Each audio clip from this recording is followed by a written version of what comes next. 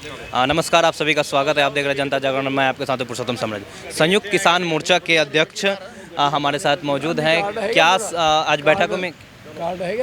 बैठक में क्या चर्चा हुई है, आगे के क्या मुद्दा है, क्या रणनीति बन रही है, हम बातें कर रहे हैं। सर, क्या लेकर आप लोकसभा का? देखिए, आज की जो बैठक थी एसकेएम की, उसका मेन एजेंडा ये था कि एक तो 9 तारीख को जो सरकार ने हमें आंदोलन सस्पेंड करते समय एक चिट्ठी दी थी जी। और उसकी जो उन्होंने हमारी मांगें मानी थी, उनमें कितनी मांगों पर क्या हुआ उसकी समीक्षा होनी थी, वो हुई है। और उसका रिज़ल्ट ये आया कि उसमें कुछ नहीं हुआ। सेकंड बड़ी बात उसमें ये थी कि आपने देखा होगा, सुना होगा पिछले दिनों कि जिस तरीके से बीजेपी यूपी में बीजेपी जीतने के बाद वहाँ में गुंडागर्दी बढ़ी है। और गुंडागर्दी बढ़ी नहीं, उन्होंने यहाँ तक कर दिया कि हमारे एक उस लखीमपुर कांड का जो आई विटनेस है उसके ऊपर हमला किया और उसका सिर फाड़ा गया। और उसको ध्यान में आज संज्ञान लेते हुए उसके ऊपर आज प्रोग्राम दिया गया कि पूरे देश के अंदर 21 मार्च को हम डिप्टी कमिश्नरों के दफ्तरों के सामने बहुत बड़ा रोज़ प्रदर्शन करेंगे और वो पूरे देश में होगा। और उसके साथ हमारी मांग, एक बहुत बड़ी मांग ये है कि प्रायोरिटी होगी हमारी जो है लखीमपुर कांड में जो अभी किसानों के ऊपर घटना घटी है उनके खिलाफ कार्रवाई करने के लिए, और जो अजय मिश्रा टैनी को बर्खास्त करवाने के लिए।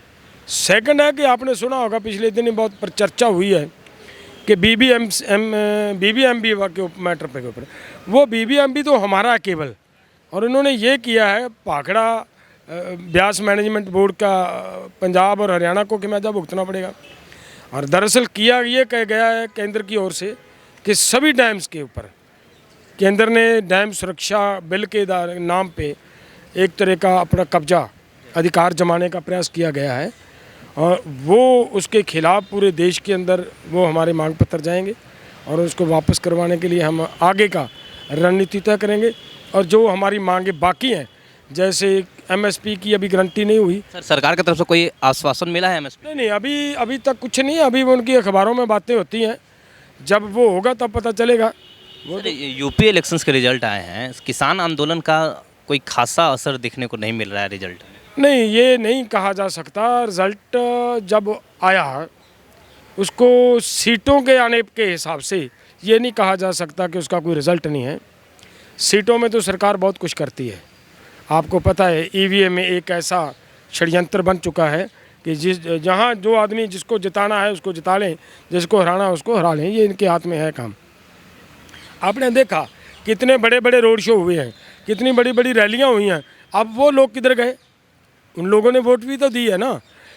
इतना कुछ होने के बावजूद भी अगर बीजेपी जीतती है तो ये क्लियर है कि बीजेपी नहीं जीती, बीजेपी को ईवीएम ने जिताया है, ईवीएम के माध्यम से जीती है, और ये क्लियर है, स्पष्ट है। ईवीएम पे आप लोग सवाल उठा रहे हैं? नहीं, ये कोई मैं आज नहीं उठा रहा। देखिए, ईवीएम के ऊपर सवाल क्यों नहीं उठेंगे?